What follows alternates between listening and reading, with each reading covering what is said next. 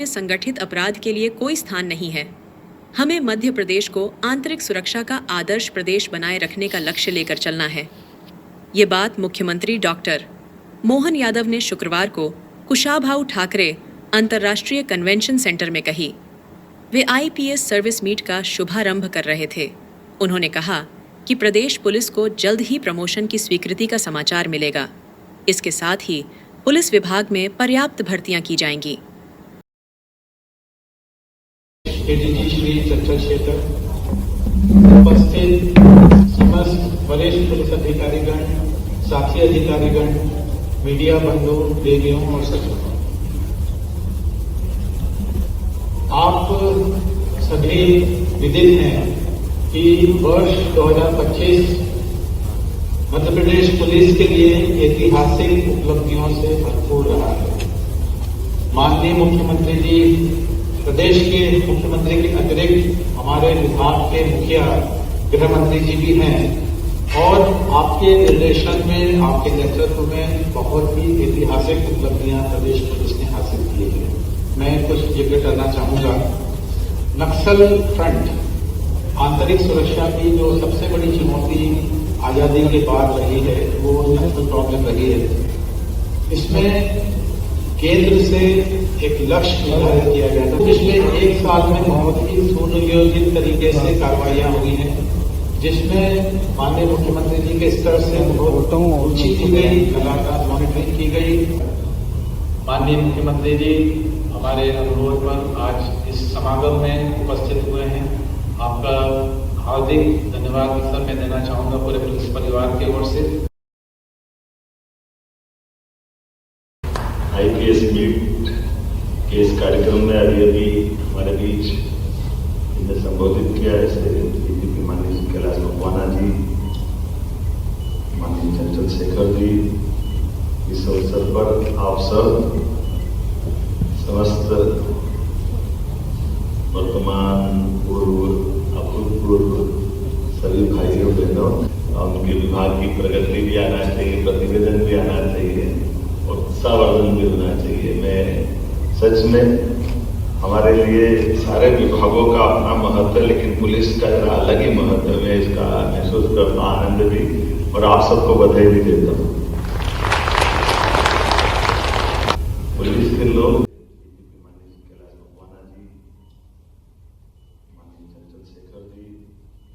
इस अवसर पर आप सब समस्त वर्तमान, पूर्व, अभूतपूर्व सभी भाइयों बहनों, आपके साथ मैं ये तालमेल करने का प्रयास कर रहा था कि आपकी ऑफिशियली मीटिंग है, आईपीएस मीटिंग है, तो समझ में नहीं आ रहा था। हमारे विभाग की बातों को लेकर डीजीपी की जो चिंता होती है वो स्वाभाविक भी है। उनके विभाग की प्रगति भी आना चाहिए, प्रतिवेदन भी आना चाहिए, उत्साहवर्धन भी होना चाहिए। मैं सच में हमारे लिए सारे विभागों का अपना महत्व है, लेकिन पुलिस का जरा अलग ही महत्व है। मैं इसका महसूस करता, आनंद भी, और आप सबको बधाई भी देता हूँ। मुझे 2 गुलदस्ते मिले, गुलदस्ते तो क्या, 2 पौधे मिले। तो एक पौधा तो स्वाभाविक रूप से वो अपनी वनस्पति की दुनिया के आधार तत्वों से अलग फूल की दुनिया में ले जाता, और एक पौधा चंचल ने दिया। वो फूल है लेकिन फूल है नहीं, असली में वो पत्ते हैं, लेकिन प्रारंभ में लाल रहते, बाद में हरे हो जाते।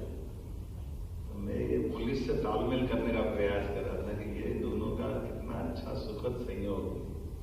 पुलिस के लोग वास्तव में उनकी अंदर की कठिनाई, उनके सब प्रकार के जीवन की चुनौतियां, उनकी ड्यूटी के अवर्स, उनके परिवार के अंदर की भूमिका, किसी प्रकार की चुनौती, और उन सबके बीच में भी वो अपने उत्साह और उनसे लगे रहते हैं। ये वाकई अभिनंदन के पात्र, मैं बधाई देना चाहता हूँ। इसमें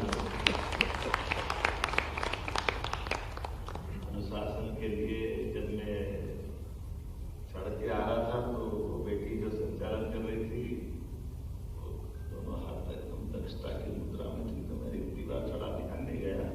एकदम बढ़िया है, ध्यान आया कि पुलिस का कार्यक्रम है, तो पुलिस के लोग ही कर सकते हैं, और बाकी किसी के बस की नहीं।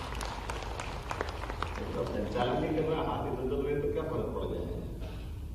लेकिन जाए कैसे जाए तो एकजुटता के साथ ही जाना चाहिए। ये जो पुलिस का मजा है, हम सब इस बात को महसूस करते हैं जब आपके बीच 2026 भारतीय पुलिस खास करके के वार्षिक सम्मेलन में जब मैं आपसे बात करने के लिए आया हूँ, तो मुझे इस बात की प्रसन्नता है कि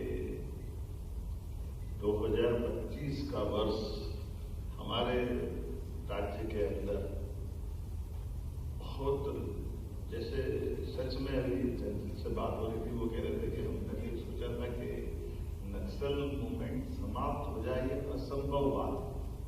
और ये मैं भी उस समय जब मैंने मीटिंग ली तब भी 2024 की शुरुआत से 23 से स्टार्ट हो गई, तो यही बताते थे कि साहब ये आप इसकी चिंता मत करो कि हमारे यहाँ है, आप ये मानोगे या नहीं है, क्यों नहीं है, यहाँ कोई 10 साल से घटना नहीं हुई थी, ये मान लो कि नहीं। हमने कहा ये तो मान ले नहीं है, लेकिन ये मेरे पल्ले नहीं पड़ता कि मान कैसे ले। हमने कहा ये ऐसा प्रश्न है जैसे कोई कमरे में व्यक्ति आराम से मखमल वाले गद्दे पे सोया है और कमरे के अंदर नीचे सांप घूम रहा है, काटेगा नहीं साहब, आप सो आराम से, कोई चिंता मत करो। तो साला घूम तो सांप रहा है, कब काट ले पता नहीं, लेकिन आप आराम से सो, कोई चिंता नहीं। मुझे इस बात की प्रसन्नता, हमारे पुलिस और पुलिस के अधिकारी ने चुनौती को समझा और सांप का थन कुचला और सांप को बाहर किया। ये नक्सल मूवमेंट को समाप्त करने की मेरी अपनी ओर से कोशिश, जो असंभव था उसको संभव कर दिया, और ये हमारे लिए राज्य के गौरव की बात है। कल मैंने प्रधानमंत्री जी को भी बताया तो वो अत्यंत प्रसन्नता के साथ बोले सच में हमारा राज्य खत्म हो गया। मैंने के उपलब्ध जानकारी तो यही है और आपकी जानकारी हमसे ज्यादा अच्छी रहती है, तो मैं आपसे क्या कहूँगा, ये आप इस बात को मान सकते हैं कि उनके तंत्र तो बहुत ज्यादा अच्छे हैं। मैं मान के चलता हूँ वाकई में ये बहुत 2025 का वर्ष, जब से अधिकांश लोग सर्विस में आए उसके पहले से नक्सलवादी मूवमेंट चल रहा था। 88, 87 तब से खड़ा हुआ, पहली बार की घटना 90 में आती और उसके पहले 2-4 साल तैयारी उसकी लगी होगी। और ये वाकई इतना खराब दौर था, कई लोगों ने कीमत चुकाई, कई हमारे पुलिस के अधिकारीगण, छोटे कर्मचारी, आम जनता, राजनीतिक नेता, मंत्री, कितनी कीमत चुकाई, कितने प्रकार से कीमत चुकाई। लेकिन ये बड़ी उपलब्धि है, वह सच में आपको बधाई देता हूँ। जब हम आज मीट की बात करेंगे तो मैं प्रारंभ में उस टॉपिक पे वापस आता हूँ कि हम यहाँ जब बात कर रहे हैं तो आप 2 दिन के अंदर नए पुराने सारे अधिकारी मिलकर के हमारे परस्पर अनुभव के साझा करते हुए अपने भविष्य की चुनौतियों को भी समझते हुए एक दूसरे के अनुभव से नए ऊर्जा से भरते हुए अपने काम को, दक्षता को हासिल करने की मन में ललक लिए नए मित्र भी मिल रहे हैं और पुराने अपने अनुभव से, अनुभव के आधार पर हमको मालूम है हनुमान जी को अगर जामवंत नहीं मिलते तो समुद्र की दुनिया का क्या होता। भगवान राम के घटनाक्रम में भी बहुत सारे उदाहरण मिलते पड़े, लेकिन मैं भगवान कृष्ण की ड्यूटी से आपको उस तरह से देखना चाहता हूँ कि वाकई में सरकारी ड्यूटी निभाने के लिए अतीत के कोई दृष्टांत में कोई उदाहरण पकड़े तो वो उदाहरण ध्यान में आता है भगवान श्री कृष्ण का। कई बार नादानी में लोग बोल जाते हैं कि भगवान ने अर्जुन को अपने गीता के उपदेश के माध्यम से उसका मन पक्का करके और आखिरकार युद्ध में भगवान ने उनके बंधु बांधवों में और इस सब में संघर्ष में पता नहीं क्या उनकी भावना रहती है, लेकिन भगवान के ऊपर वो बात का दोषारोपण करने का उत्सित प्रयास करते कि उनने एक युद्ध को टाल सकते थे, लेकिन युद्ध करवा करके कई लोगों के उस युद्ध में हताहत हुए। लेकिन कभी हम गौर से देखें तो उसमें उल्टा है। उल्टा कैसे? एक पक्ष तो कुछ चाहने वाले का और एक नहीं देने वाले का है। कौरव को जो चाह रहे वो दे नहीं रहे, पांडव लेने वाले हैं, तो दोनों, एक लेने वाला नहीं लेने वाला, मतलब दोनों पक्ष तो उस युद्ध के परिणाम से कुछ न कुछ पाने वाले हैं। लेकिन युद्ध की बड़ी ताकत भगवान कृष्ण की सेना भी तो है, जिनको एक तरफ वो खड़े दूसरी तरफ उनकी सेना है। तो दोनों दृष्टिकोण से उनके हाथ में क्या मिल रहा है? युद्ध क्या, अगर कौरव पक्ष जीतता तो कृष्ण भगवान किधर खड़े थे? उनके मान का, उनके अपमान का, उनके कहे गए वाक्यों का। और उधर जाओ तो हम कभी पुलिस की दृष्टि से देखते हैं कि सरकारी ड्यूटी में ऐसा कोई अफसर मिले जिसके साथ अजय नेतृत्व करता हो, और वो नेतृत्व करता अपने सारे लोगों को सामने खड़ा करके उस युद्ध में खड़ा करते, जिसको भविष्यवक्ता भी मानते, जो जानते कि इसमें मैंने सबको सामने खड़ा किया है। लेकिन ये एक नहीं बचने वाले, सब वो लोग जो जीवन भर जीतते आए, हमेशा अपनी विजय के डंके बजाते लिए और उस युद्ध में खड़े हुए एक ऑर्डर से, केवल कृष्ण भगवान ने कहा मैं इधर और बाकी उधर।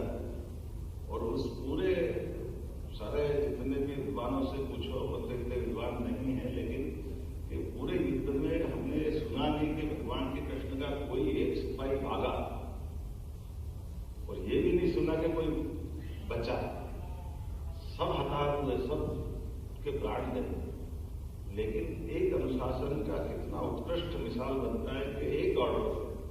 अब ये अलग बात है कि 18 दिन तक युद्ध चला, और भगवान तो युद्ध में हथियार भी उठा रहे थे, हथियार तो अर्जुन चला रहा।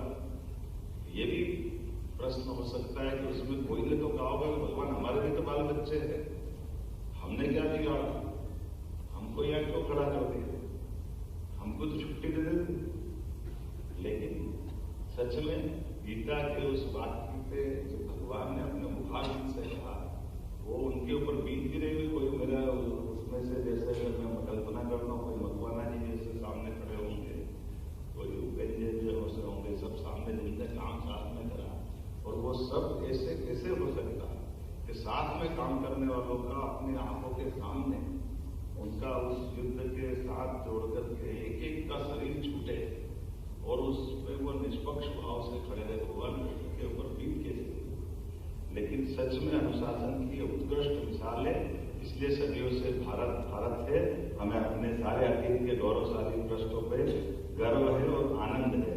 पुलिस का अनुशासन, इसलिए दुनिया आज हम पाकिस्तान की तरफ देखते हैं, दुनिया के देशों की तरफ देखते हैं, तख्ता पलट हो जाता है, कई जगह बदलाव आ जाता है। लेकिन हमारे यहाँ देश आजाद हुआ, हमारे साथ पाकिस्तान भी आजाद हुआ, लेकिन हमारे यहाँ आपातकाल की घटनाक्रम हो या कोई और घटनाक्रम, जहां जहां आवश्यकता पड़ी, हमारी ये जो IAS IPS सर्विस के माध्यम से वर्तमान के प्रशासनिक तंत्र ने अपनी लोकतंत्र को मजबूत करने की जो भूमिका है, सच में अद्भुत है। मैं धन्यवाद देना चाहूंगा आपकी इस प्रकार की ऐसे संगठन के लोगों को, जिन्होंने अपनी अपनी उस दायरे में रहकर के उस सारे प्रकार से।